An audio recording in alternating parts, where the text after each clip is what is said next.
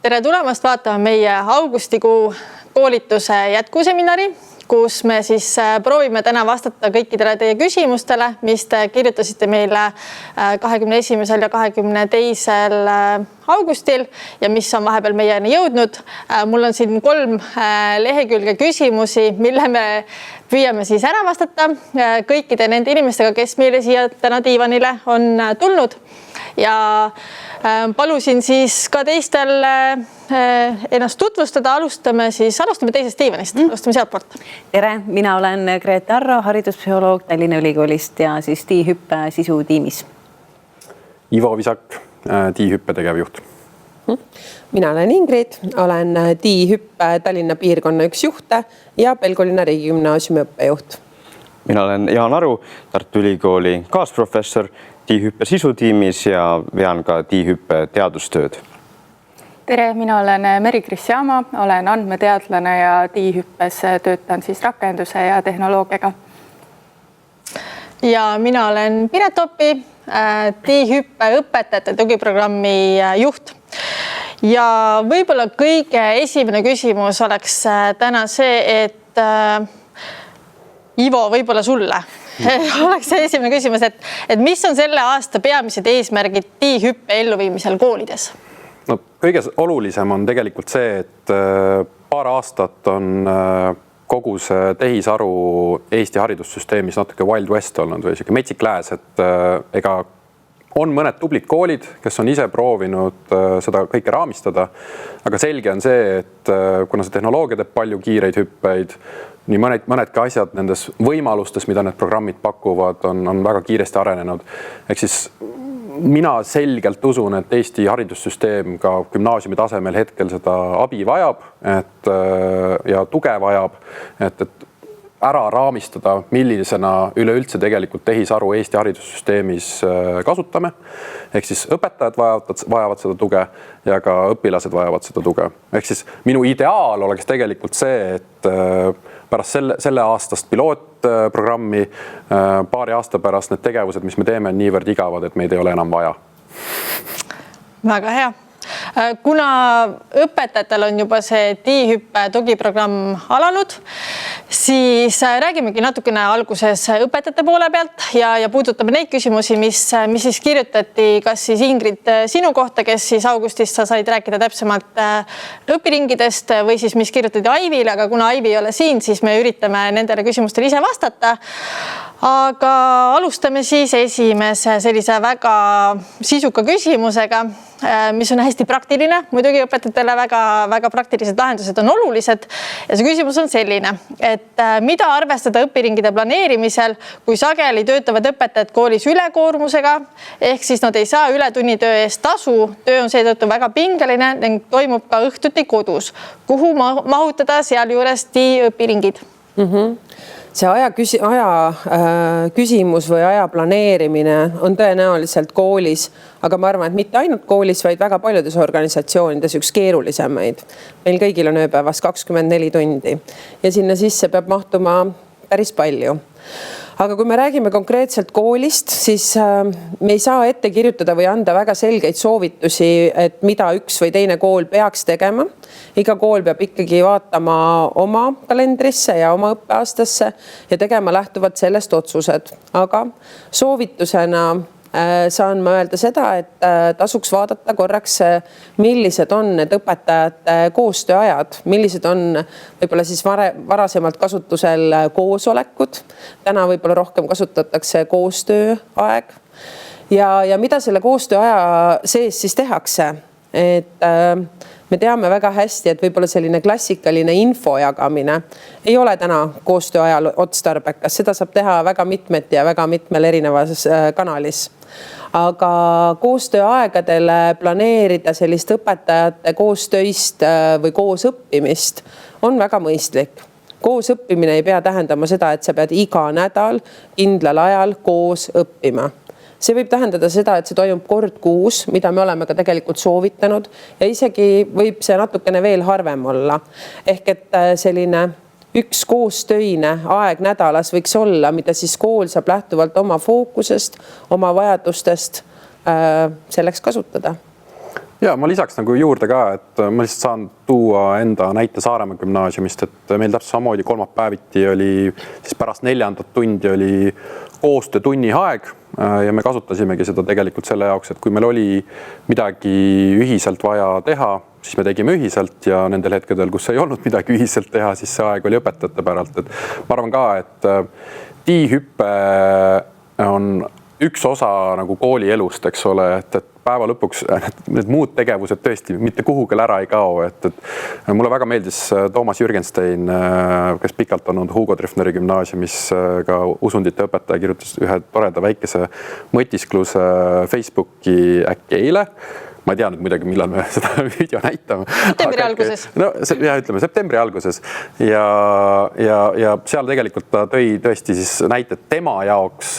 Tii on maks 5% tema nagu uut siis tema õpetaja nii-öelda valdkonda. Ehk siis mulle väga meeldis see, kuidas ta seda nagu arutles, kuidas ta seda käsitles ja tegelikult ka niimoodi peaks seda praegusel hetkel vaatama, et anname sellele asjale hetkel natuke rohkem aega, et me kollektiivis saame siin aasta jooksul mõned esimesed olulised kokkulepped ära tehtud, kuidas me rakendame ja kuidas me kindlasti ka ei rakenda, et õpilastel oleks reeglid selged ja tegelikult see ongi nagu üks A ja O-sid, eks ole, et õpilastel oleks reeglid selged, millisel puhul me kohe absoluutselt ei oota, et te niimoodi teete ja millistel puhkudel me ütleme, et niimoodi on nagu enam-vähem okei.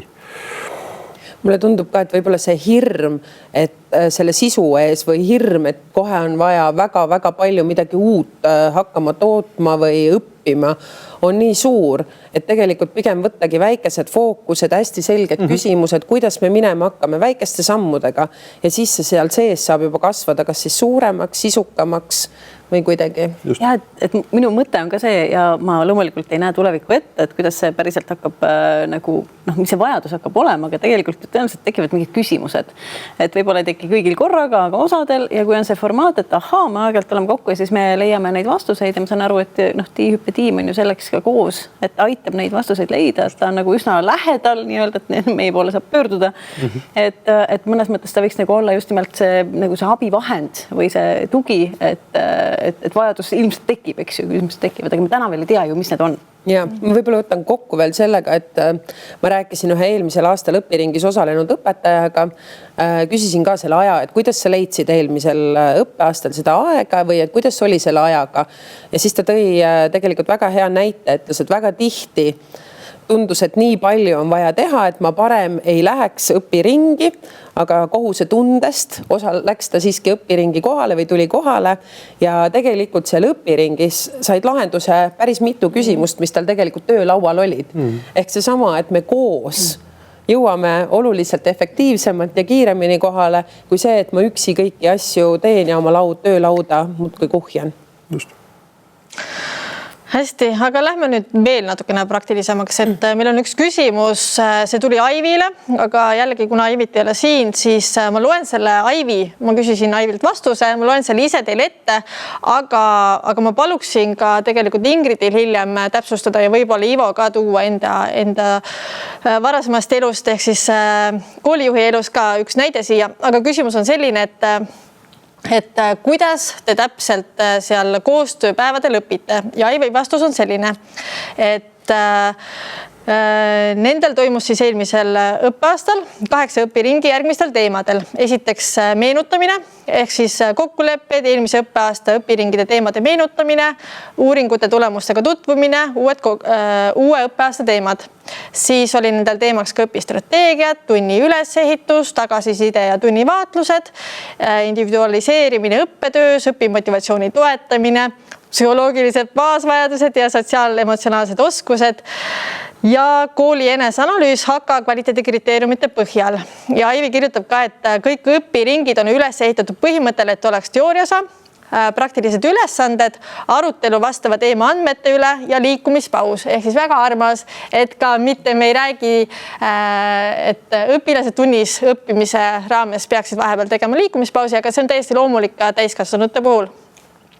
Ja siis ta täpsustab ka, et materjalid valmistavad ette õpiringide juhid üheskoos toetades siis peaasi.ee, Noored kooli, Liikuma kutsuvad kooli, Kiva ja teiste tõenduspõhiste programmide ning Tallinna ja Tartu Ülikooli materjalidele ning sobitades need meie kooli konteksti. Ehk siis väga põhjalikult nemad eelmine aasta siis 8 õpiringis õppisid. Aga kuidas, Ingrid, kuidas sina näed, sa oled nüüd uues koolis ametis ja ma tean, et teil hakkavad ka õpiringid ja kuna sa töötad riigigümnaasiumis, siis see TI-hüpe puudutab ka teid. Et kuidas sa näed, et kuidas teil hakkaksid need õpiringid siis käima, mis teemadel ja kuidas nii edasi? No mina pean kõigepealt oluliseks, see oli väga sisukas ja väga põhjalik, et kui ma ise õpiringi läbi viisin, siis võib-olla ma tundsingi, et ma tormasin liiga suure hooga. Et täna ma tõmbaksin natukene pidurit ja ma tean seda, et õppimine on aeglane protsess. Ja täpselt nagu Grete enne just ka välja tõi, et ma võib-olla alustaksin küsimustega, et millised küsimused, mis ma üldse tahan teada saada. Et näiteks kui me võtame selle TI-hüppe fookuse, siis me alustame kõigepealt sellest, et millest ma aru ei saa või et mis ma tahan, et minu õpetamispraktikas või õpilaste õppimises muutuks. Ehk et kui ma tahaksin, et õpilased võib-olla teadlikult kasutaksid tehisaru, mitte lihtsalt millegi ärategemiseks, vaid võib-olla tõesti mõne keerulisema teema avamiseks, siis kuidas ma saan üles ehitada tunni selliselt, et see toetaks sellist kasutamist või et millised kokkulepped üldse, et kui ma täna õpetajana võib-olla tunneksin ennast turvaliselt, kui me lihtsalt ära keelaksime, samas teades, et see on kaotatud lahing, siis just, et aru saada, et kuidas neid kokkuleppeid või milliseid kokkuleppeid koos õpilastega sõlmida.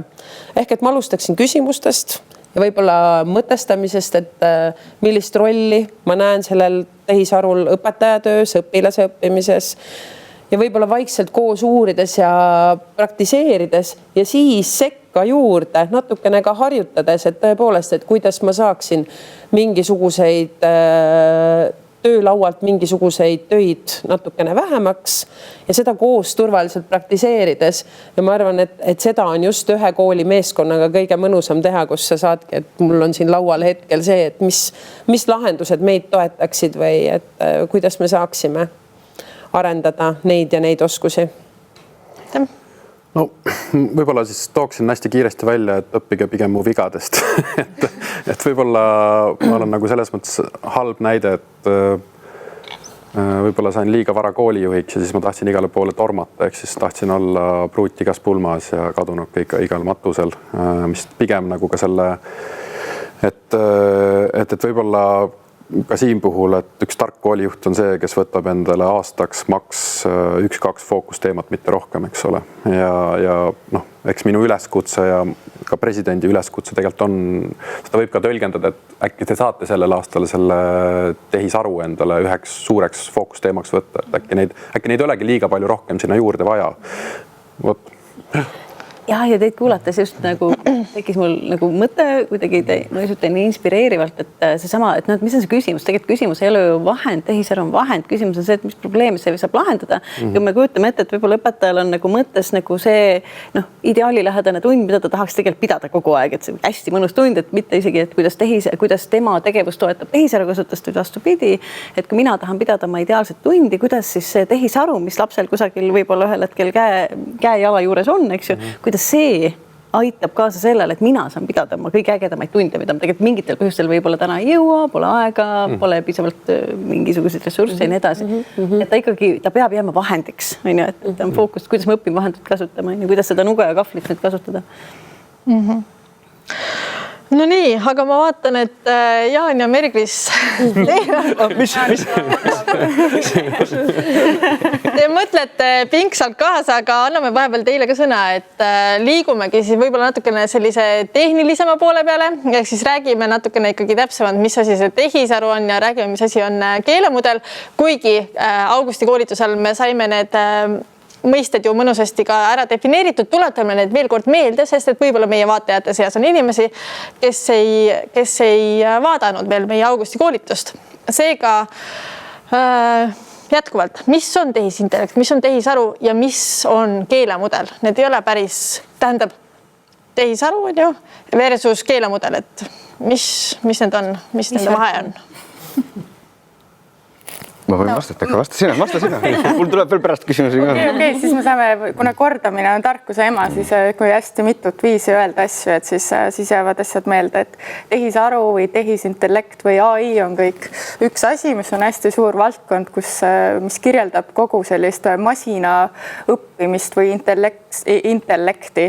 Aga keelemudel on üks masinõppe allharu või tehisaru allharu, mis tähendab, et see on selline, siis mudel on ju matemaatiliste funktsioonide kogu, aga keelemudeli puhul tähendab, et nii sisend kui ka väljund on tekst ja need funktsioonid ise kirjeldavad lihtsalt sõnade vahelisi seoseid. Nii et jah, selles suhtes, kui me räägime tehisarust hariduses, siis tegelikult me ei ole päris lõpuni täpsed, sellepärast et tehisaru on, nagu Meri-Kris ütles, palju suurem valdkond, aga siiski see on kõige ilusam sõna, mida me saame kasutada ja kõik juba kasutavad, nii et lasta jääb. Et äkki see aru kasvab, et kui me praegu räägime ainult sellest ühest chati aknast kui tehisarust, siis see, et kuidas tehisaru rakendada suuremalt hariduses, see teekond tuleb tõenäoliselt pikk. Aga Meri-Kris, sa rääkisid enda augustikuu ettekandes sellest, et ja võib-olla Jaan ja Grete ka natukene, et tehisintellekt või need keelemudelid täpsemalt on treenitud meeldima kasutajale. Et miks see nii on? Miks just meeldimine? Ma arvan, et see on ikkagi paljude nende arendajate poolt teadlik valik mingeid käitumisi soodustada, sest nagu meile inimestena meeldib meeldivate inimestega rohkem suhelda, siis ka meeldivate masinatega on toredam suhelda ja paljud selliste siis keelemudelite arendajad tahavad, et nende mudeleid kasutatakse rohkem. Aga täiesti, kui kedagi väga häirib see meeldiv stiil, siis on võimalik täitsa ise promptida oma seda custom chati niimoodi, et ära aja mulle mingit jama juttu, ma tahan lihtsalt otse lühivastusteid ja mitte mingit ilustamist ja võimalikult vähe omadussõnu. Et mul endal on paariks väga sihipäraseks eesmärgiks sellised mudelid loodud, et saaks kiiremini vastuse kätte ilma pika mullita. Et lühidalt öeldes, et see on äri. Nende ettevõtete jaoks on äri, nende põhivaldkond ei ole haridus, kus on vaja anda täpseid vastuseid.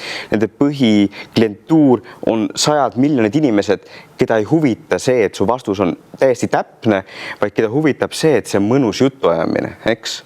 Et me peame aru saama, et meie oleme väga siin, me tahame midagi, mis ei ole nagu nende 100 miljonite inimeste jaoks nii tähtis, eks? Ja siis ongi, võib kasutada neid nippe, mida Meri-Kris nimetas, näiteks promptis öelda, et ole alati täpne ja konkreetne, aga siis see probleem on see, et siis see prompt võitleb sellega, mis see süsteem tegelikult sees on ja vahel ikkagi tuleb läbi see, et ta tegelikult, ja sa ütled talle, et ole alati täpne, aga ega ta ei tea, mis see täpne olemine tähendab ja ta ei tea, mis on konkreetne ja õige vastus, sest teda on treenitud meeldima. See on see põhiline probleem, miks neid selliseid keelemudeleid on ka hariduses raske kasutada ja miks me peame ka üritama midagi paremat teha kui see, mis see baasmudel on. Ma toon hästi elulise näite täpsuse kohta, et üks tuttav õpetaja mulle Tartus kirjutas siin paar päeva tagasi, et kuule, et ma siin kasutasin seda keelemudelit ja kirjutasin talle sisse, et räägi mulle sellest D-hüppe ja OpenAI vahelisest koostööst ja siis see mudel vastas mulle, et mingit koostööd ei ole. Ja siis ma pidingi talle ütlema ka seda, et siin peabki nende nagu küsimustega peab täpne olema, et kui sa nüüd talle kirjutad, et otsi internetist, mis lülitab siis sellele OpenAI ChatGPT-l sisse ka selle web searchi või sa ise lülitad selle sealt alt sisse. Et siis ta hakkab juba otsima interneti varamutes ka, sest et ta ei pruugi seda esimeses joones teha, sest ta toimib ka energiasäästlikkuse põhimõttel mingis mõttes, et web search tahab natukene rohkem jõudlust, ta peab mitut tegevust nüüd järsku korraga tegema. Kui ta kasutab ainult enda seda ennustusmudelit, siis see võtab natuke vähem energiat ja seal treeningandmetes tõesti ei ole hetkel seda infot sees. Jah, et see baasteadmine, mida võib siit ka iga õpetaja kaasa võtta, on, et kui te tahate mingi päevakajalise asja kohta teada midagi, siis praegusel hetkel ikkagi lihtsam on nagu lihtsalt guugeldada või otsingumootorit kasutada, et me ei tohiks tänasel päeval veel kõige jaoks kasutada seda tehisarumudelit, aga kahtlemata siin kajastub ka see probleem, et ega siis õpilastel on sama häda, et nemad ka ju ei tea, mis on selle tehisaru probleemid ja nemad võivad samamoodi kasutada, et küsida mingi päevakajalise asja kohta. Me vist jõuame veel selle keskkonna teemani, eks ole, aga tõesti, see on nagu hästi hea koht, kus seda keskkonna või alati siis paluda seda töötavat linki, et praegu need mudelid on võimelised isegi valideerima, et see link päriselt töötab, mitte panema lihtsalt mingi lingi leheküljele, mida ei ole olemas. Et see on väga hea tehnika, kui tahta olla allikapõhine oma vastustes. Nii, järgmine põnev küsimus. Mis juhtub siis õppimisega ja inimesega, kui tehisaru muutub 99,99% neutraalseks ja faktitõeseks? No esiteks, et sellist asja ilmselt ei juhtu, aga no mängime ideaalse sellise stsenaariumi läbi, ütleme, et juhtub, siis tegelikult kõik need asjad, mida me siin täna räägime ja mida me tugiprogrammis rääkisime, on ikka relevantsed, sest on kaks eraldi probleemi. Üks probleem on see, et ta hallutsineerib ja tekitab valeinformatsiooni, on ju. Aga see ei olegi meie põhifookus TI-hüppes, vaid TI-hüppe põhifookus on see, et isegi kui ta oleks nüüd tõesti nagu täiesti faktipõhine, siis ikkagi kui õpilased kogu aeg seda süsteemi kasutaksid õppimise asemel, siis nad ise ei õpiks. Nii et see kõik see teine probleem ja teemad, millest me veel täna räägime, need on ikkagi relevantsed, isegi kui oleks selline ilus stsenaarium. Pluss tegelikult eks ole see mudeli enda olemus, nii nagu ka Jaan mainis, et LLM või suur keelemudel lihtsalt, ta on alati tõenäosus. Jah, oleks meil siis, et 99,9%, et siis meil peaks olema ise endal ka 99,9% mida praegu ma pole kohanud. No just, et seetõttu ongi see utoopiline, et inimeste enda tekst, mille põhjal kõik need mudelid on treenitud, ei ole lihtsalt sellise korrektsuse tasemega. Ilmselt me ei taha isegi teada, mis see korrektsuse tase on. Mäletad, kas sellest Meri-Kris vist ka enda koolitusel rääkis sellest, et kui mudel oleks 17. sajandi andmete põhjal koolitatud, siis ilmselt ta ikkagi räägiks geotsentrilisest maailmast, mitte heliotsentrilisest maailmast. Ja siiamaani meie teadus ju räägib erinevaid tõdesi, et see ei ole ka lahendus, et söödame sisse ainult teaduspõhised asjad, sest praegu eri riikide vahel näiteks puudub mõnedest teemades konsensused, mis on tõde. Okei, veel põnev küsimus, et kõlama jäi mõte, et keelemudel pole inimene. Miks siis aga tahetakse seda luua inimeseks? See tähendab, et ta mitte lihtsalt ei anna küsitud infot, vaid püüab suhelda inimesena, näiteks oi, kui tore, et see sind huvitab või kuidas sul läheb ja nii edasi. Ja lisaks nimetatakse tehisaru ta, mitte see. Ka just kuuldud ettekandes, ehk siis kellegi ettekandes oli see nii, mis rõhutab veel isiksustamist. Aru kohta ütleme ju see, miks siis tehisaru on ta. Tegelikult võiks ta olla see, et sellest, ma imestaks, kui ma ise ka valesti seal ütlesin seda, sest see on hästi raske, aga põhimõtteliselt muidugi ta peaks olema see, nagu mitte ta. Ja küsimus on mitmes mõttes õige selles suhtes, aga miks teda tehakse inimlikuks, on see sama asi, millest me juba rääkisime, kuna see on äri, mille põhiidee on see, et need ettevõtted tahavad, et inimesed suhtleksid selle süsteemiga ja kui ta oleks supermasinlik ja ebameeldiv, mitte inimlik, no siis temaga ei suheldaks. Nemad ei saaks selliseid väärtuseid ja sellist turuosa, eks. Et see on meelega loodud niimoodi ja kuigi see on ohtlik, nagu ma vist ka lühidalt mainisin, et õpilased osad peavad neid süsteeme inimlikuks ja toetuvad neile nagu inimestele, ehkki nad ei ole, siis see on ka midagi, mida meil siin TI-hüppe raames on väga raske muuta, kuna see on selline baasprobleem nendel mudelitel ja nende loojate poolt sisse panduna. Ja vaata, siin on see teine pool ka, et teisalt on ja me ju teame, et me õpime kõige paremini, õppimine alati nagu koos konstrueerimise protsess, et siis ta on kõige tõhusam, kui me koos kellegagi, on ju, või siis millegagi. Ja võib-olla mõni teist ka on iseendaga mõnikord arutanud asju väga võib-olla isegi intensiivselt iseendaga asju läbi arutanud. Kas sa tahad millestki rääkida, Grete? Nüüd on see koht ja võimalus. Et tegelikult see, et me tahame valjusti mõtelda, me tahame tegelikult saada seda teist, eks minu arust tehisaru on hetkedeks, kui seda teist tegelikult ei ole. Et kui mul ei ole õpigruppi, kui mul ei ole õpetaja läinud oma koju magama ja mul on vaja arutada läbi, põrgatada, kontrollida, küsida, vastata, eks ju, või noh, testida valideerida oma ideid, et me tegelikult õpime ikkagi läbi selle interaktiivsuse kõige enam tahad või ei taha, et mõnes mõttes see on, ma näen siin seda head ja halba poolt, see halb on see, et me ikkagi inimlikustame ta oma peas ka ära ja ma näen siin nagu neid suuri ohte, et me siis ei vaja seda päris suhtlust ja see on ka põhjus, miks me oma koolitusel ka väga seda rõhutame, et tehisaru on ikkagi pisikene nööp, on ju, ja enamus tegevusi on meil inimeste vahel, on ju, ilma masinateta ja masinat ei ole nii palju vaja.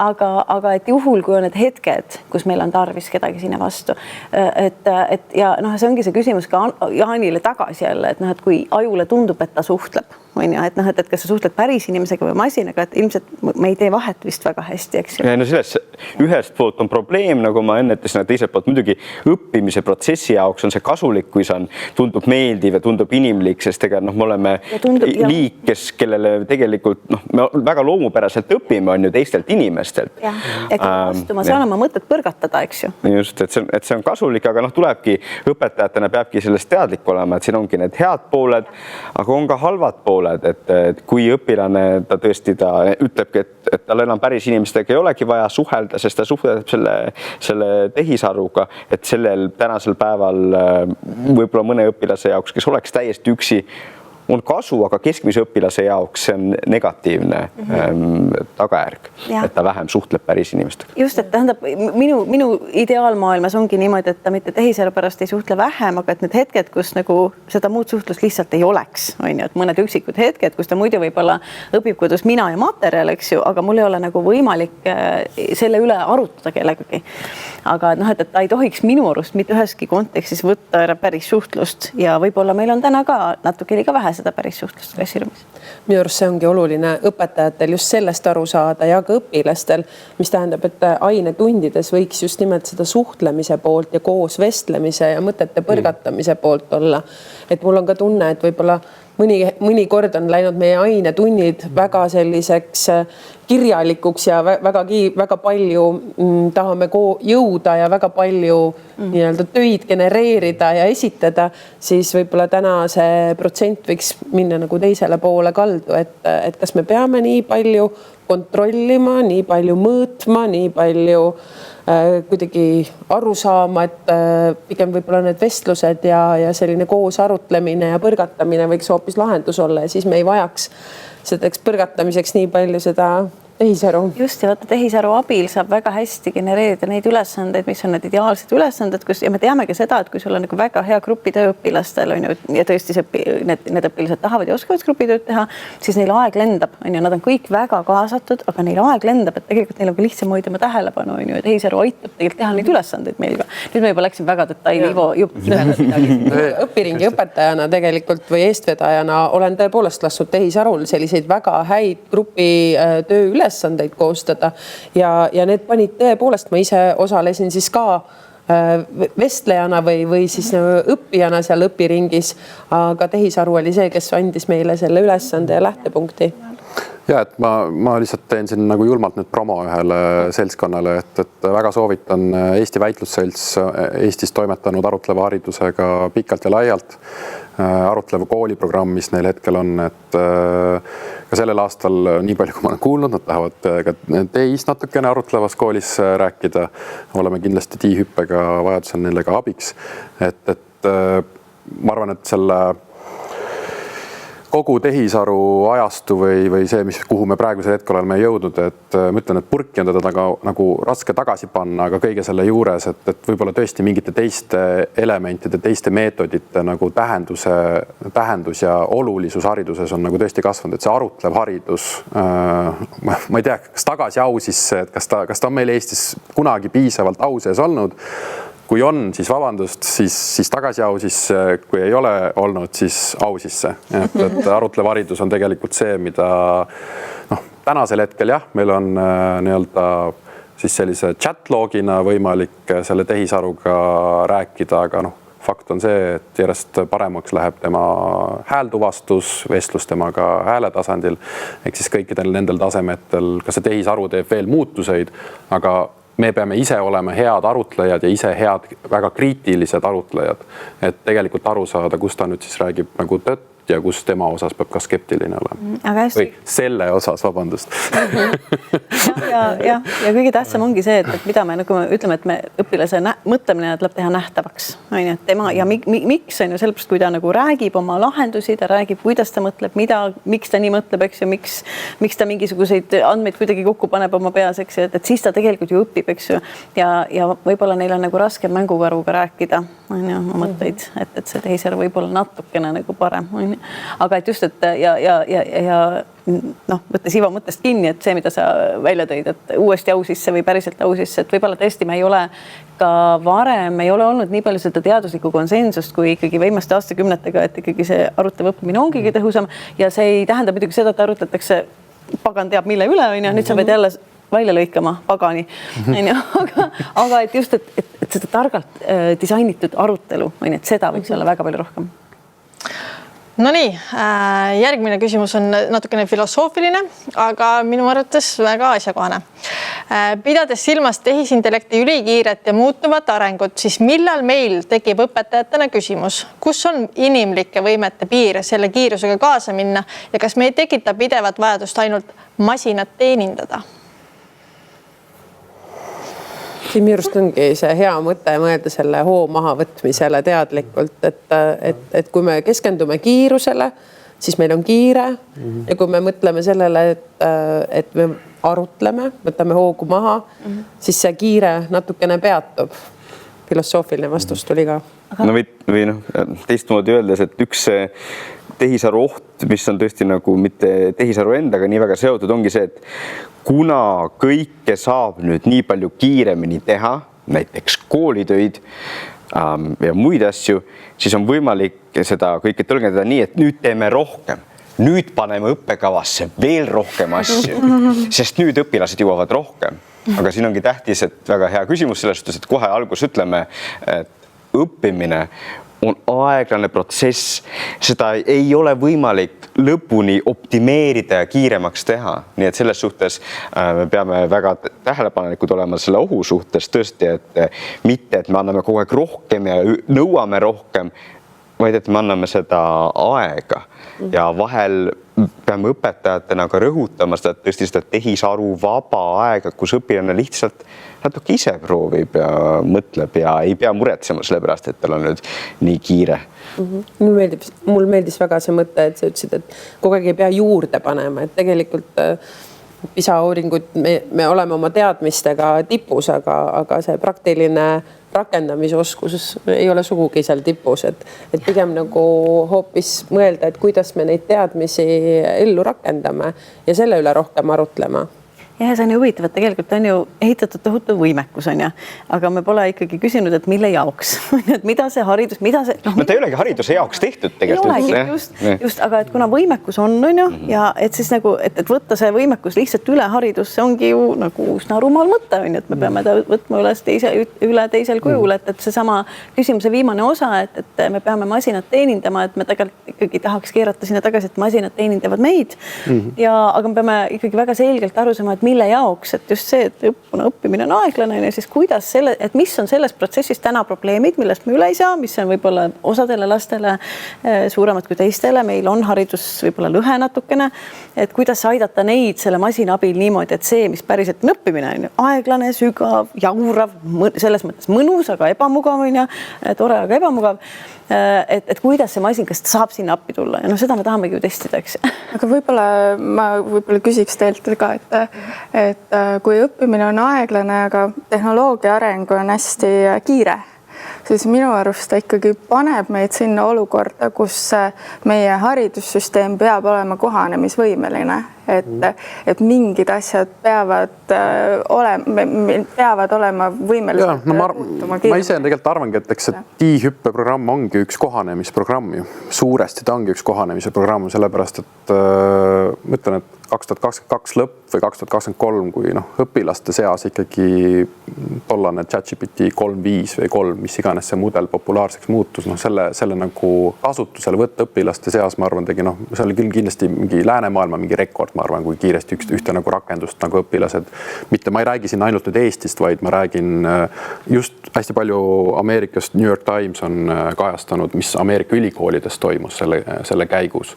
Ja kui ikkagi education meltdown, eks ole, et süsteem, mis on üles ehitatud pikkade esseede kirjutamiseks, mis tähendab väga paljude raamatute läbi sünteesimist, eks siis sa lõpuks annad, eks ole, enda õppejõule selle edasi, et miski, millel oli selge nagu hariduslik protsess on nüüd nagu kadunud, eks ole.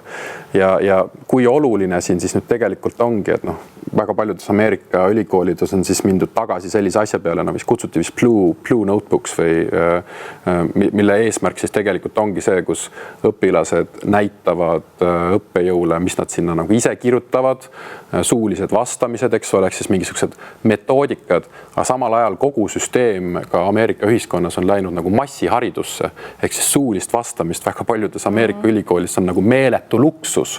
Ehk siis nüüd on nagu püsti hädas sellega, et kuidas me siis selle nüüd nagu ära lahendame, eks ole, et kasutame mingeid vanu metoodikaid või siis ongi, eks ole, mida meie Eestis proovime teha, on see, et proovime nagu selle targalt integreerida enda süsteemi sisse ja samal ajal nagu anname selgelt mõista, et vot siin on see nagu väga halb mõte seda kasutada ja siin on nagu enam-vähem nagu okei või siit on isegi võimalik nagu võita.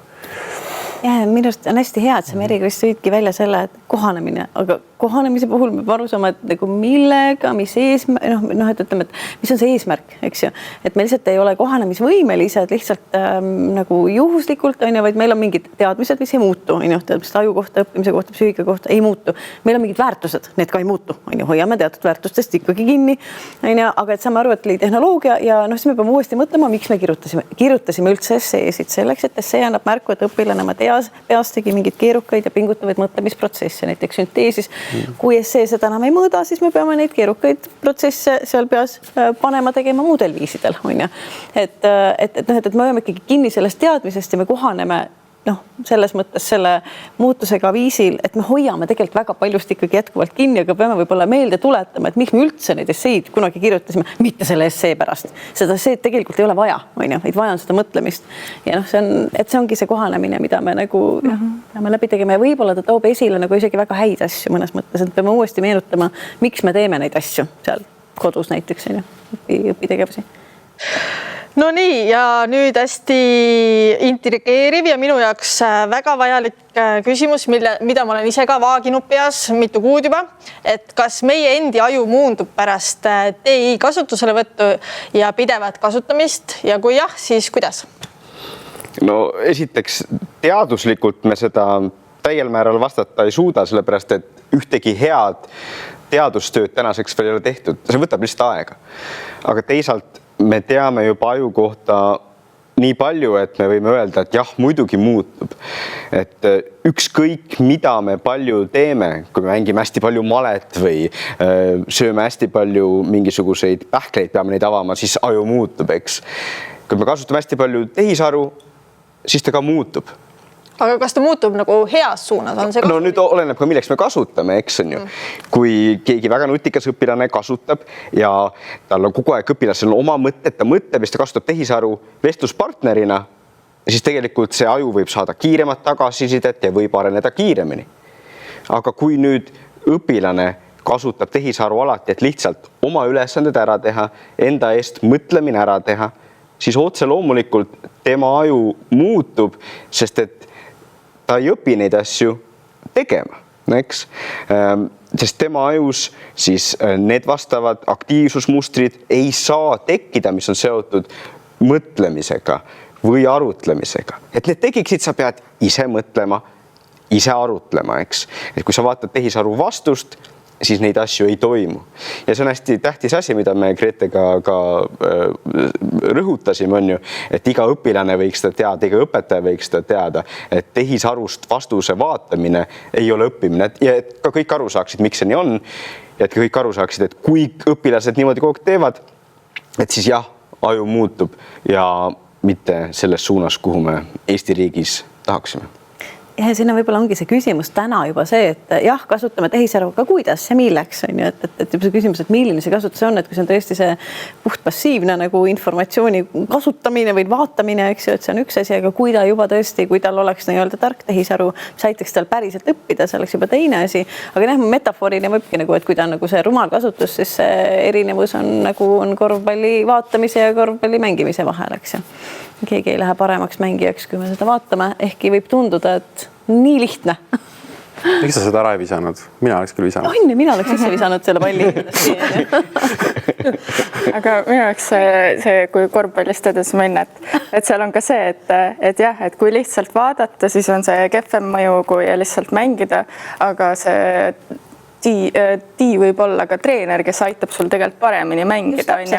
Et tegelikult seal ongi see päris suur skaala, mis mõjud võivad olla või tuua see õppimine sellisele tasemele, mis vastab minu info omandamise võimekusele. Ja see ongi see, mis meid siin praegu ju käivitab, on see, et tegelikult seda pole veel olemas. Et ehk siis seda võimalust, ehk siis kui on mõni üksik õpilane, kes on tõesti nii pädev õpioskustes, et ta oskab seda prompti teha, aga me teame, et tegelikult need õpilased olid enne ka, oli enne tehisaru ka vähe, kes oskasid öelda õpetajale, ära anna vastust, ma tahan ise mõtelda, ma tahan 3 päeva mõtelda selle kallal ja alles siis on. Et selles mõttes jah, et see lõhe seal vahel, et mida see tehisaru võiks teha ja mida ta ikkagi täna veel ei tee. Et see ongi see, miks me siin istume vist. Minu isiklik laps eelmisel aastal lõpetas 9. klassi ja harjutas tehisaru abil 9. klassi lõpukirjandit kirjutama. Ja ta sai sellelt kohe kiiret tagasisidet, mida ju eesti keele õpetajaga nad jõudsid kirjutada vist 2 kirjandit ja pidi ikkagi seda tagasisidet ootama. Ja seal ta alustaski, et kuidas teha sissejuhatust, siis sai tagasisidet, kas sa soovid, et ma parandaksin või ma annan sulle nõu ja parandad ise. Ehk et ta sai päris palju ja päris efektiivselt harjutada seda, mis muidu võib-olla tunnis tegelikult, mida tema vajas. Ta vajaski intensiivsemat harjutamist ja tunnis õpetajal selle jaoks aega tegelikult ei olnud.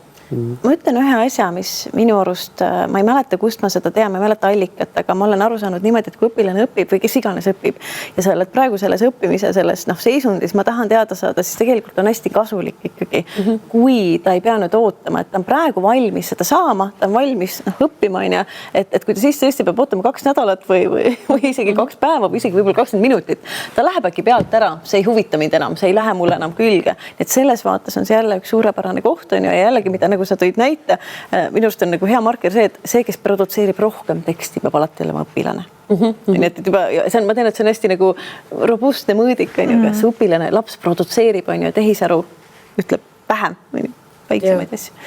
Selle pika jutu mõte on see, et efekt on erinev, mõned ajud võivad minna paremaks, mõnedele mõjub halvasti ja tiihüppe eesmärk on, et rohkematele ajudele Eestis mõjuks tii paremini. Aitäh. No nii, aga liigume eelviimase ploki juurde, milleks ongi siis õpilane ja tehisaru. Ja võib-olla kõige esimene küsimus siis oleks siis tegevjuhile, et kas gümnasistidele ka reaalselt kohe midagi muutub õppetöös, et õpetajad õpivad, on ju õpiringides ja nii edasi, aga kas ootate ka koheselt muutusi? See on selline kahe otsaga küsimus, sellepärast, et kui õpetajad loodetavasti mõtestavad sellel aastal natukene rohkem nagu seda, et kuidas me üldse haridussüsteemina peaksime edasi minema, siis eks minus on niisugune väike peidetud lootus, et nii mõnigi õpetaja juba on hakanud selle tehisaru kontekstis ümber mõtestama seda, milliseid kodutöid ta näiteks annab.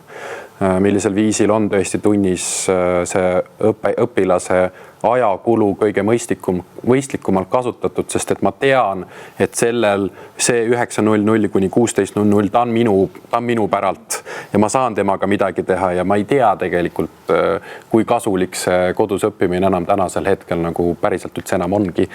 kui see just ei ole nagu väga kavalalt läbimõeldud kodune töö, siis ta võib nagu suurepärane olla. Nii et noh, midagi juba tegelikult nagu toimub, eks ole. Kui me nüüd räägime nagu laiemalt sellest õpilase programmist, me räägime nagu kahest asjast, eks üks asi on tõesti see õpilase rakendus või rakendused, võib-olla on isegi nagu õigem sõna, millega siis tõesti Meri-Kris ja ka Jaan toimetavad, eks ole. Siis selle kõige esimene tõenäoline hetk üldse, millal õpilased selle kätte saavad, on novembrikuu, sest me peame seda testima veel septembris ja oktoobris. Meil on vaja enda koostööpartneritega selles osas nagu tõesti aru saada, kas see mudel suudab teha lõpuni neid asju, mida meie soovime. Ka õpilastele me kindlasti teeme avaseminari novembris, mida siis Mihkel, kes meie tiimis nii-öelda õpilaste suunda veab, siis ka selle avaseminari kokku paneb. Ja need erinevad siis maakondade lõikes hakkavad olema ka siis erinevad töötoad, mis puudutavadki tegelikult siis tehisaru kirjaoskust, et käia läbi ka tegelikult tõepoolest see pool, et õpilane, kes kasutab tehisaru, päeva lõpuks, kas ta kasutab seda nii-öelda meie pedagoogilist tehisaru või ta kasutab seda neid miljoneid tehisarusid, mis nagu kodus on tasuta kõik internetis kättesaadavad. Pane net kinni, VPN-iga saab ikka ligi, on ju. Et kõikide nende asjade juures me peame õpilasele nagu ka selgeks tegema selle, et lõppvastutaja oled alati sina. Sest tehisaru ja generatiivne tehisaru on miiniväli, kui asi puudutab autoriõiguseid, ta on miiniväli, kui asi puudutab potentsiaalseid koolikiusamise case'e, mida kõike veel. Ehk siis kõikide nendes asjades me peame nagu väga selgelt üle käima ka selle õppeaasta jooksul, mida see tegelikult kõik tähendab ka õpilase enesevastutuse kontekstis. Sest et kui üks oluline shift, mis gümnaasiumis või muutus, mis peab gümnaasiumis toimuma, on see selge vastutuse tajumine. Ja gümnasistil peab olema see selge vastutuse tajumine, et ka tehisaru kontekstis seal on päris palju vastutus, mida õpilane võtab enda peale. Sellepärast ongi nendel õpiringidel nii oluline roll, et kõigepealt peavad sellest kõigest ka õpetajad aru saama ühtviisi. Mitte see, et me võime tegelikult samas koolis töötades saada asjadest väga erinevalt aru, aga kui me oleme õpiringis, siis me võib-olla mõtestame koos, vaidleme oma vaidlemised ära ja siis me kaasame õpilasi või viime need õpilasteni ehk et selleks, et teha koolis tehisaruga seonduvad kokkulepped, peame me kõigepealt nendest asjadest minu arust ühtviisi aru saama. Ja kui sa küsid, et mis võiks muutuda, siis minu arust see teadlikkuse tõus ja mõtestatud kasutamine, et see võiks olla see märksõna. Ehk et milleks me koolis kasutame, kuidas me kasutame ja need kokkulepped, et see on selline pisikene eesmärk, aga minu arust on see saavutatav eesmärk, kuhu me võiksime siin juba jõuludeks jõuda. Et mingis mõttes mõned asjad, mida Jaan siin ka käsitles just selle ajutreeningu kontekstis või ajumuskli kontekstis, et õpilastel endil on selle kohta siuke päris hirmus väljend, brain rot ütlevad selle peale, et mingis mõttes me siis peame nendega näitama, et kuidas sellest hoiduda.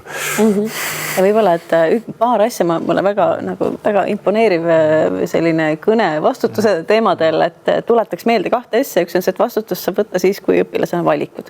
Kui õpilasena, ja ma räägin õpiprotsessist laiemalt, et mitte ainult tehisarust, et kui õpilasel ei ole valikutunnet, siis tegelikult tema ei vastuta. Kui tema ei ole saanud aru, miks ma teen mingit ülesannet või miks ma mingil viisil õpin, siis tegelikult vastutab see, kes selle andis, see, kes teab. Ja teine asi on see, et ikkagi gümnaasiumi lõpuks nad ajupidi nii täiskasvanud ei ole, et me lõpuni ütleksime, et sa oled nüüd nagu natuke, et võib-olla, et natuke me peame ikkagi aru saama, et see teismelisus seal taga on selline, kus me ei saa lõpuni eeldada sellist, et sa oled nüüd üksi, on ju. Et ta on ikkagi, ta on nagu meie selles. Ma võib-olla ühe asja nagu mainiks veel ära võib-olla selles osas, et lihtsalt nagu kõigil hästi selge oleks. Tiihüppe on nagu võimalus. See ei ole kohustuslik ühelegi koolile, see ei ole kohustuslik ühelegi õpetajale, see ei ole kohustuslik mitte ühelegi õpilasele seda rakendust avada isegi. See, et me oleme selle lingi teile saatnud nendele tänaseks hetkeks üle 3800 õpetaja on selle lingi saanud, natukene alla poole on selle aktiveerinud, eks ole, et kõikide nende asjade juures see ongi täiesti okei. Ja küll neid aktiveerijaid tuleb nagu aja jooksul juurde. Ja taaskord ma tulen jälle enda endise õppejõu Toomas Jürgensteini juurde, et kõik muu töö tahab ka endiselt ära tegemist. Et see tiihüppe peab moodustama mingisuguse mõistliku protsendi, ma ütlen 5–10% sinu võib-olla selle aasta nagu vaevast, eks ole, et õpilastega on ikka vaja individuaalselt silmast silma suhelda. Ikka nad vajavad nagu seda inimese nii-öelda olemasolu. See on see kõige olulisem asi koolis. Okei, aga nüüd Grete, Harro, Jaan Aru. Õpilane saab, võib-olla teie oskate kõige paremini sellele vastata, aga teised ka loomulikult. Õpilane saab alati tehisarult kohe valmis vastused. Kuidas panna nad mõtlema, ise pingutama ja enne ise ülesandeid tegema? Ma võib-olla alustan ja sina kindlasti täiendad, et noh, võt sellisest tehisarust me ju ei unista. Et see on see, mis seal täna on, eks ju. Noh, ja vahel saavad nad ka õpetajalt vastuseid, eks ju. Et see ongi see olukord, kus me võib-olla ei pea tegelema mitte ainult nüüd selle tehisaruga, vaid ka motivatsiooni toetamisega ja noh, meie ideaal on võib-olla see, et ka õpilane, et ka see tehisaru oskab õpilase motivatsiooni toetada. Ehk siis, et õpilane saaks aru esiteks miks see pingutus võiks olla vajalik, mis see asi see õppimine üldse on, millal tema ennast tegelikult targemaks teeb, milline tegevus teeb tema tulevikule head ja talle head ja tema ajule head, milline tegevus ei tee. Et seal on nagu terve nagu pundar teemasid, et ma arvan, et siin ei ole seda ühte selget vastust, et mida tahavad panna nüüd nagu noh, pingutama ja tegema, et see on terve suur süsteem, kus on toetatud motivatsioon, tahta seda asja õppida mingisugusel mitte nii-öelda väljastpoolt kontrollitud põhjusel, aga rohkem ise valitud põhjusel. Ja noh, selleks on ka vaja, et õpilane jõuaks mõtelda selle üle, et aga miks me teeme seda, et miks üks inimene võiks teada või tunda mingisuguseid teemasid.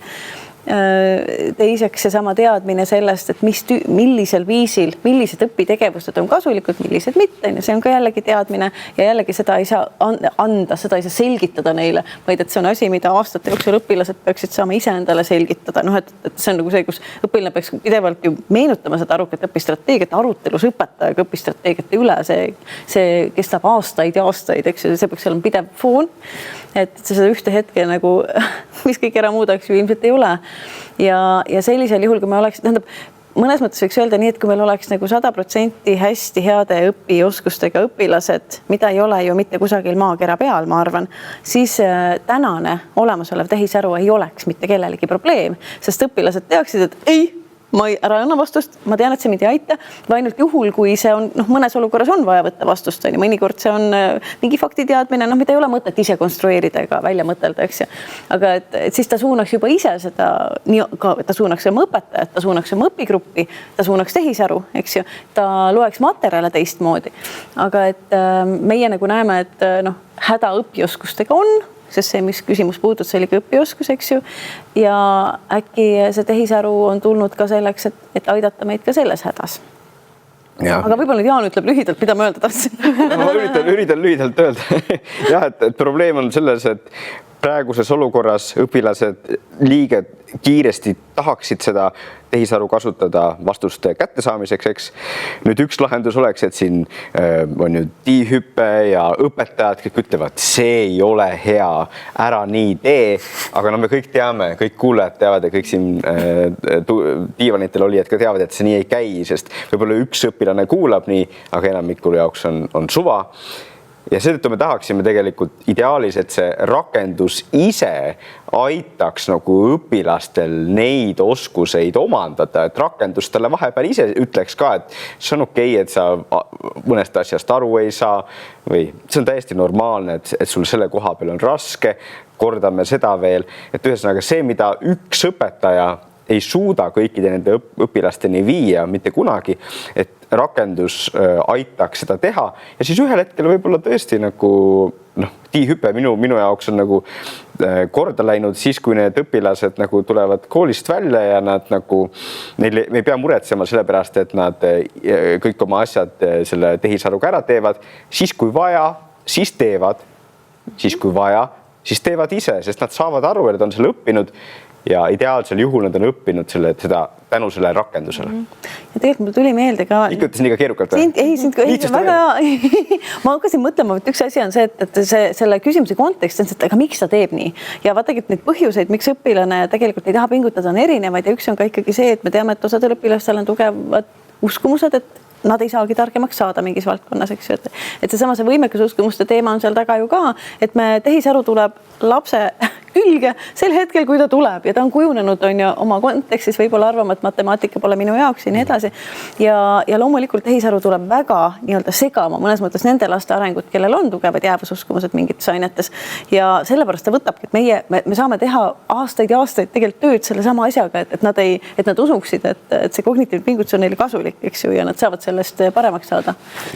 Võib-olla ma siin küsikski kohe nagu ise ka juurde, et praegusel hetkel sellel aastal me toimetame, eks ole, gümnasistidega. Me teame, et me järgmisel õppeaastal ehk siis 26-27 läheme ametikoolidele kindlasti appi, aga üks küsimus, mis ka tegelikult president Alar Karis, kui ta käis nüüd AHA keskuses ka õpetajatega rääkimas, seal tõusis ka see nagu koheselt püsti, et aga mis põhikoolis saab?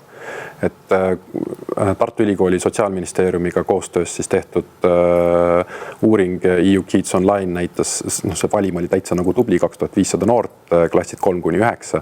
Nende seas siis 2/3 olid, kes olid vähemalt korra kuus tehisaru kasutanud. 2/3 3-9 klass. Ja mul on endal nagu väga konkreetne kokkupuude olnud sellega seoses sellega, kui ma veel sellel aastal võtsin 10.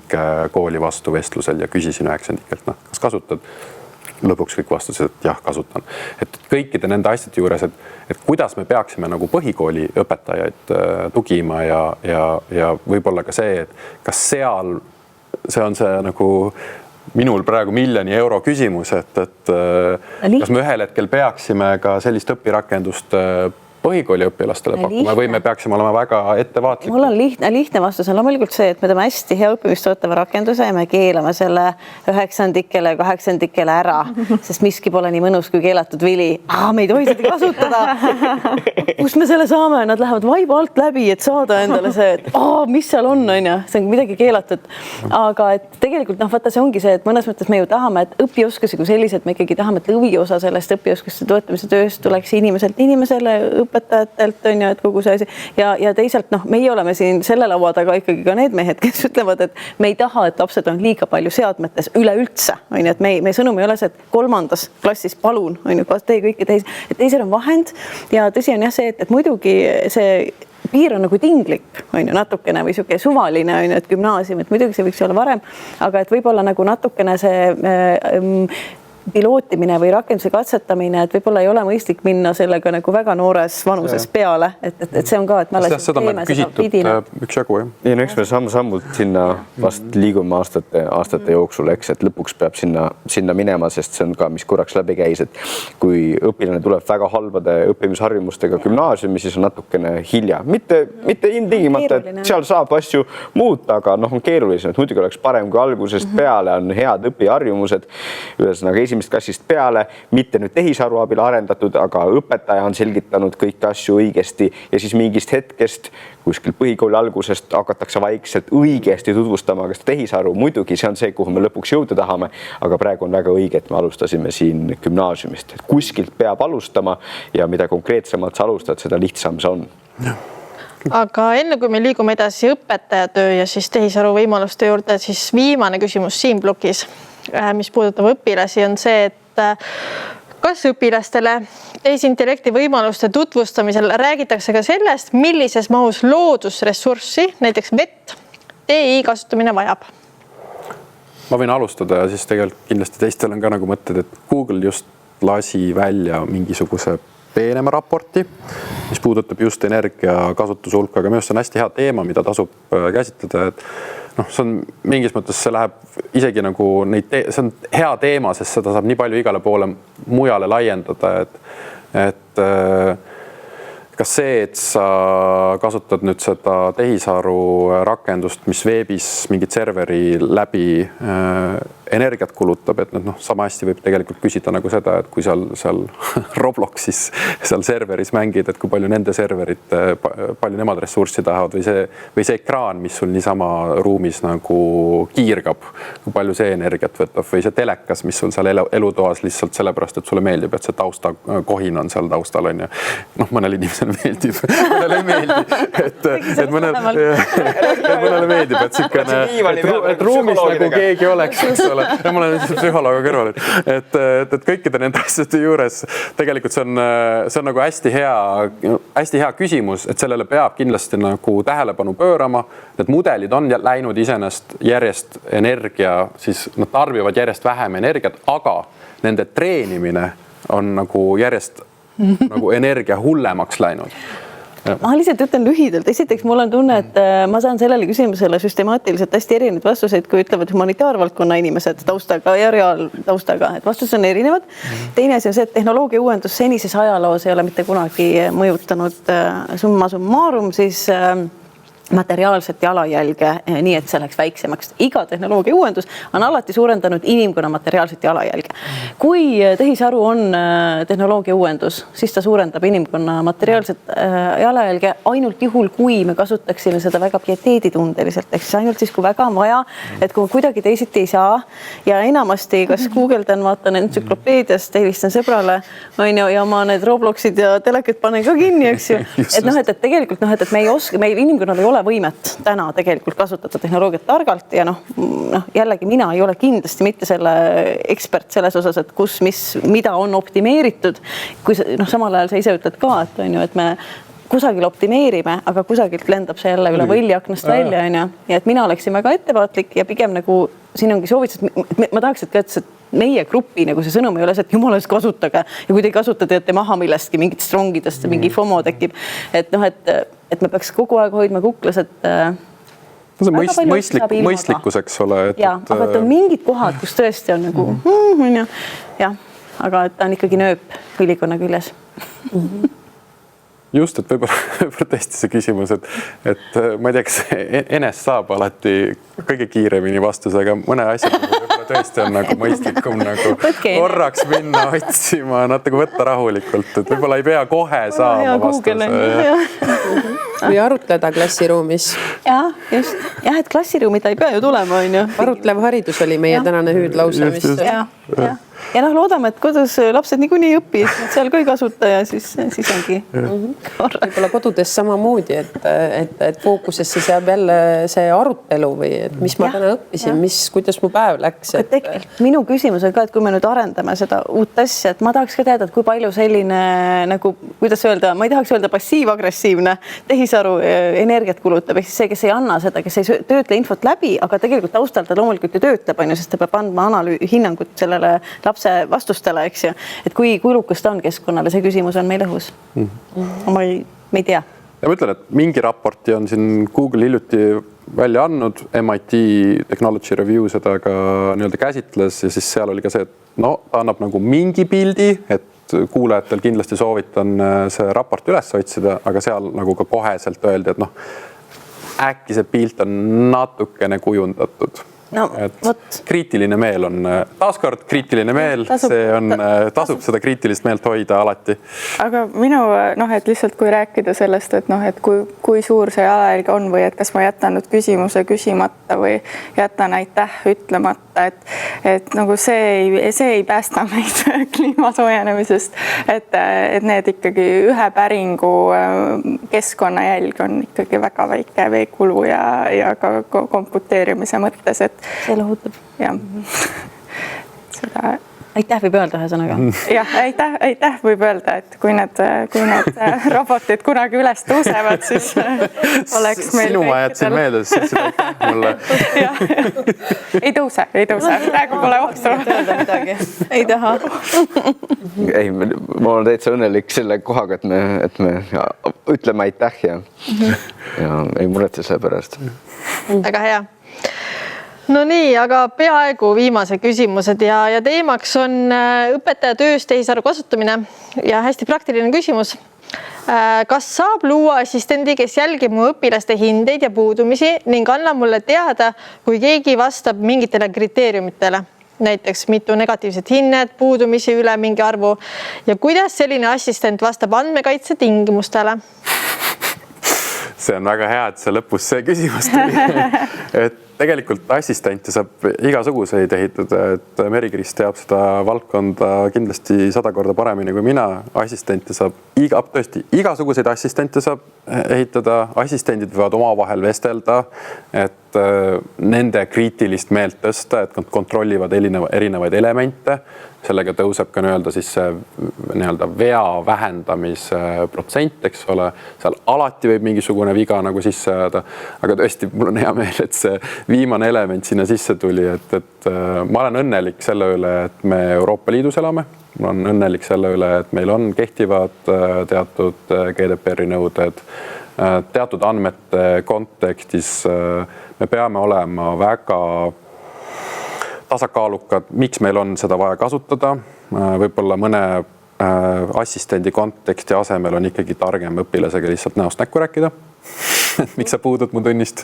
Et statistikat, nagunii Stuudium ja e-kool nagunii loovad meile päris palju suuri andmeid ja paratamatult ma näen nagu seda, et mingis mahus see küll i-hüppe sellega nagu ei tegele, aga ma kahtlustan, et ühel hetkel neid tehisaru rakendusi me võime hakata kohtama ka nendes samades nagu keskkondades ja seal need hõõrdekohad, mis selle andmekaitsega tekivad, eriti veel sellel puhul, et mingisuguseid metaandmeid need korporatsioonid nagu nii koguvad, lihtsalt me peame kogu aeg väga ettevaatlikud olema, et milliste andmete põhjal ta treenib, eks ole.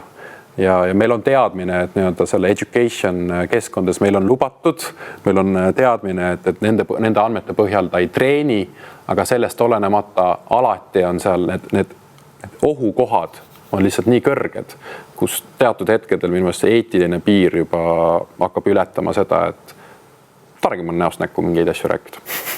Ja võib-olla ka see, et andmekaitsereeglid ei erine üldse sellest olenevalt, et kas ma tahan teha vastu tehisintellekti päringuid või hoida oma privaatarvutis kellegi isikuandmeid ja kas seda kas või lokaalselt Pythonis töödelda on ju. Et andmekaitsereeglid on samad praegu, näiteks päringute tegemine vastu OpenAI appit või Google'i appid on väga okei, sest neid andmeid seal tõesti ei salvestata, see on lihtsalt protsessitakse läbi päringu ja sulle midagi vastatakse, et seal ei ole üldse mingeid probleemseid kohti, aga probleemseid kohti on juba nende andmete hoidmisel oma arvutis näiteks. Et see Stuudium näiteks on selline turvaline keskkond, aga juba nende andmete väljaviimine sealt on väga küsitav teema, mille osas tasub ettevaatlik olla. Ja siin tuleb jälle see õpiring ju kasuks selles mõttes, et see õpetajate teadlikkus kas või, et kui palju ja milliseid andmeid ma oma arvutisse tegelikult isiklikku või ka tööarvutit, mida ma kasutan ka isiklikuks otstarbeks alla laen. Ehk et kas kui suur või kui kõrge meie see tehnoloogia kirjaoskus või tehnoloogiline digikirjaoskus üldse on, et kas me teame, mis on lubatud, mis ei ole ja siin on näiteks haridustehnoloogiga koostööd, kooli haridustehnoloog saab aidata selles just võib-olla mõtteid vahetada ja ka õpetajate teadlikkust tõsta selles osas. Ja nagu sa Ivo just ütlesid, siis täna e-kool ja Stuudium juba toetavad õpetajat, et just, et kuidas puudumisi võib-olla monitoorida ja kuidas võib-olla hindeid jälgida, et mida ja kuidas. Et selles osas tuleb juba täna rakendusappi, et meil ei olegi võib-olla selleks vaja eraldi neid kuskile mujale importida. Ja. Hästi, järgmine on ka hindamisega seotud. Aga korraks segan vahele. Ma ikkagi pean ära mainima selle, et just see sama haridustehnoloogide point koostöös siis Eesti Haridustehnoloogide Liiduga me tegelikult võimaldame ka kõikidele nendele gümnaasiumidele, kellel hetkel ei ole haridustehnoloogi koolis veel palgale võetud, ka konsultatsiooni Eesti Haridustehnoloogide Liidu poolt. Ehk siis tähendab seda, et need koolid, kes praegu kuulavad, te teate, et teil haridustehnoloogia ei ole. Varsti tuleb meie poolt ka info välja, et kuidas seda konsultatsiooni haridustehnoloogilt saada, et natukene teatud just need teemad paremini läbi mõtestada. Ja ma tahaks siia veel tuua sellise turvalise teate, et kui sa õpetajana tunned, et mul tegelikult minu tänased teadmised ei ole sellised, millega saada täna hakkama, et siis tegelikult seda on okei anda märku, kas siis kooli haridustehnoloogile või siis tõepoolest saada abi.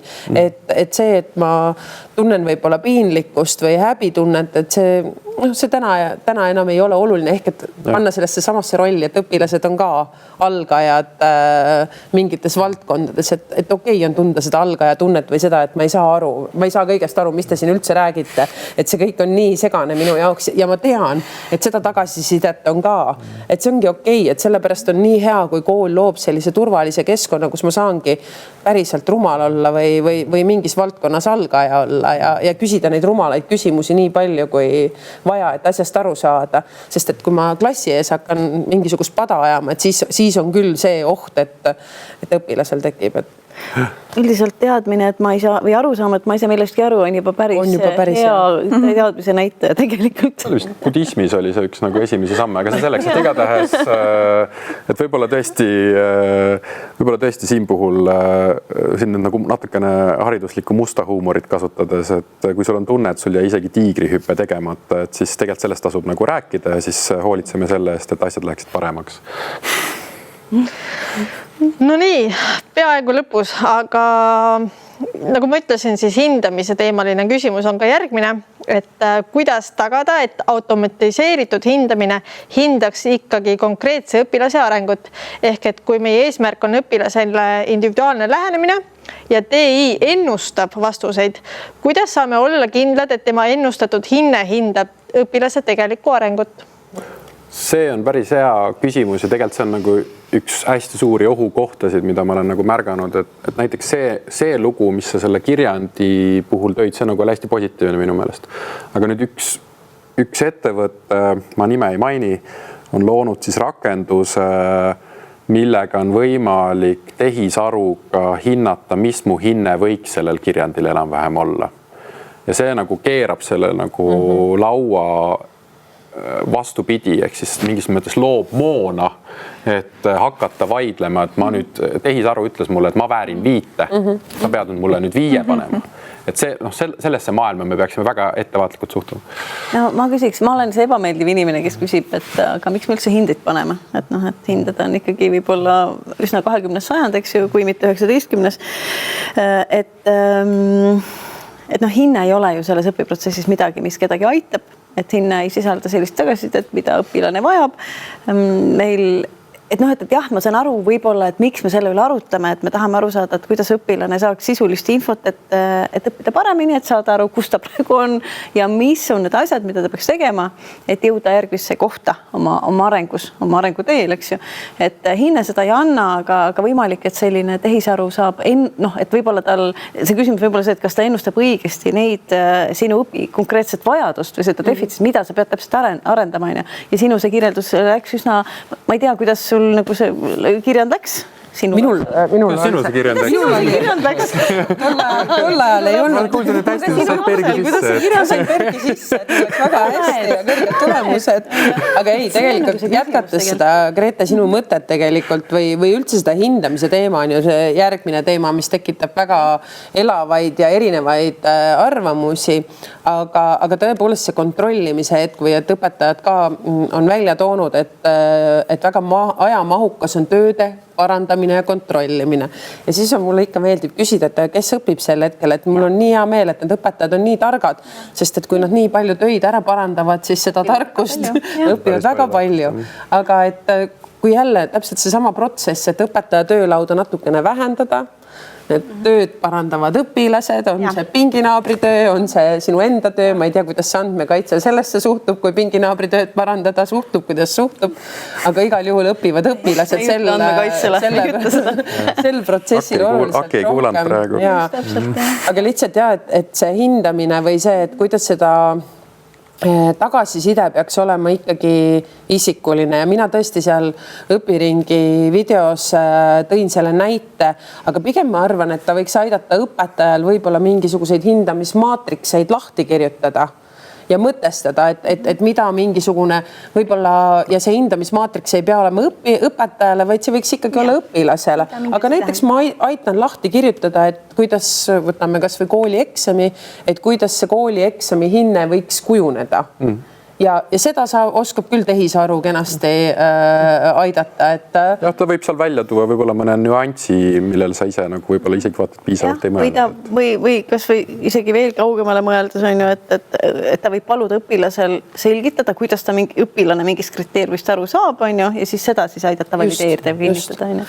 Et tihtipeale võib-olla meil endal võtab ka õpetajana väga palju sellist aega ja ressurssi just nimelt selliste kirjelduste väljatöötamine ja seal saab tehisaru tõepoolest appi tulla, et ma saan oma märksõnad anda ja võib-olla need mingisugused kriteeriumid, vahemikud ja seal saab mulle tehisaru appi tulla, aga selle tagasiside, kuidas sa hakkama said ja kuidas mis on see õppimiskoht, mida sina peaksid õppima ja mida tegema võib-olla, et nendest asjadest paremini aru saada, et seda võiks õpetaja jõuda ja ma kuidagi olen ka põrkanud selle sama teemaga, et klassis on 36 või 30 või 28 õpilast, et kuidas ma jõuan siis tagasisidestada igat õpilast, aga mulle tundub, et iga päev ei vajagi iga õpilane tagasisidet, aga see periood, millal mul on võimalus anda ühele tagasisidet, teisele tagasisidet, et kõiges ju ei vaja kõik õpilased tagasisidet, et jälle see hoiab natukene kokku õpetaja aega ja samas saab õpilane seal tagasisidet, kus ta päriselt vajab, mitte et ma ei vajagi kõigest tagasisidet. Ma saan ise ka mõnes asjas aru, et mul on õigel teel. Just ja seda on ka õpetajad ise ju meile kirjeldanud, on ju, et kui on kontrolltöö või mingi teema, on ju, et siis me saame üles leida tüüpvead, on ju, ja oluline on ju see, et õpilane arutleks ja mõtleks nende tüüpvigade üle, kust nad tulevad, kust nad veel tulevad, kust nad ei tule, kust tuleb õige mõttekäik, on ju. Et õpetajad, kes kirjeldavad seda, et kuidas nad lasevad õpilastel seda teha, ütlevad, et see on nagu see, mis päriselt aitab õpilastel mõtelda oma mõtlemisest, mõtelda nendest vigadest ja see võtab ikkagi õpetajalt aega, nagu tööaega vähemaks. Ja võib-olla siia lõpuks ütlen ära, et kuna see küsimus oli automaathindamise kohta, siis et selgelt oleks välja öeldud, et TI-hüpe ei propageeri seda, et õpetajad laseksid automaatselt tehisarul hinnata õpilaste töid. Pigem ütleme nii, et kui teil on liiga palju asju, mida hinnata, siis hinnake vähem. Just. Et mulle meeldiks jah väga see mõte, et me hästi palju harjutame ja õpime ja me hindame nii harva, me hindeid paneme nii harva, nii vähe, nii hilja kui võimalik, ideaalis üldse mitte, võib-olla arvestuslik, aga tagasisidet vajab jah õpilane, aga hindamist, hinnata ei vaja. No nii, ja täiesti viimane küsimus, mis koosneb 2 küsimusest, aga ma loodan, et teie töömälu ei ole nii täis, et te suudate neid meeles pidada. Ja kõlavad niimoodi siis. HTM-i tehisaru juhend ütleb selgelt, tehisaru rakenduste kasutamisel pidage silmas, et iga isikuandmete töötlemist sisaldava tegevuse jaoks peab olema õiguslik alus. Kuidas olete oma koolis selle lahendanud? See oli siis arvatavasti küsimus Aivile või siis võib-olla Ivo saab ka sellele vastata. Aga teine, mis on sellega ikkagi seotud on, et kas teil ehk siis TI-hüppel on pakkuda juba välja töötatud regulatsiooni, kuidas ja mil määral tehisintellektiga viidata või selle teevad kõik koolid ise? No, mõlemad on hästi head küsimused. Esimese küsimuse puhul tegelikult kõige olulisem ongi öelda seda, et koostöös Ellexiga, advokaadibürooga Ellexiga oleme siis tegelikult juba loonud sellise riski hindamise, millest me teeme veel omakorda versiooni, mida me saame koolidega jagada ja ilmselt üsna mõistlik on mingi osa sellest nagu regulatsioonist sügavalt sellega tutvuda ja seda saab siis hiljem ka kasutada tegelikult ilmselt enda kooli dokumentatsiooni versiooni loomiseks. Nüüd, kui puudutab asi ala, ma ei tea, ChatGPT-ga on genereeritud mingi pilt, edumudelis on ka seda võimalik teha, siis tõepoolest akadeemilises aususe kontekstis viitama peab. Ja tõesti, ja siin puhul nüüd üks hästi oluline nüanss, mida on vaja meeles pidada, eks ole, on see, et sa võid kasutada seda tehnilist tööriista küll, aga sa peaksid ära markeerima, et tõesti sa oled kasutanud seda tööriista, aga sinna sekka sina oled ka selle viite tekitaja, et see autorluse küsimus tehisaru puhul on väga keeruline, et sina oled tegelikult mingi piirini oled alati ka sina selle autoriks, sest sina oled mingit sorti prompti sinna sisse pannud, aga samal ajal me ei saa sealt välja võtta seda fakti, et seda on mingi konkreetne tööriist nüüd teinud. Ehk siis mõlemad osapooled on siin puhul nagu viitamise süsteemi kontekstis olulised. Mis siin nagu veel juurde on, et kas TI-hüppe sihtasutus on loomas viitamise alussüsteemi, et tõepoolest näiteks integreerida see koolide siis nendesse praktilise ja uurimistöö ja uurimis- ja praktilist tööd juhendisse, UPT-desse siis nii-öelda. Et kindlasti me oleme nüüd siin, me juba sellel nädalal tegelikult jagame ühte materjali õpetajatega, mis räägib just kuna siin nüüd järgnevatel nädalatel erinevad kursused algavad. Paljudes koolides juba on kursused alanud, mõndades algavad alles, sest et paljudes koolides on ka see esimene nädal sihuke sisseelamise nädal. Et me jagame tegelikult nüüd meie enda kooli siis koolide jaoks oleme loonud, eks ole, Moodle'i keskkonna. Tuletan meelde, sellest me rääkisime ka meie siis avakoolitustel, et Moodle'i keskkonda laeme siis nüüd lähipäevadel selle materjali ülesse ja seal on väike kirjeldus ka tegelikult siis selle viitamise kohta. Aga nii-öelda, eks me aasta jooksul neid häid praktikaid kokku kogume.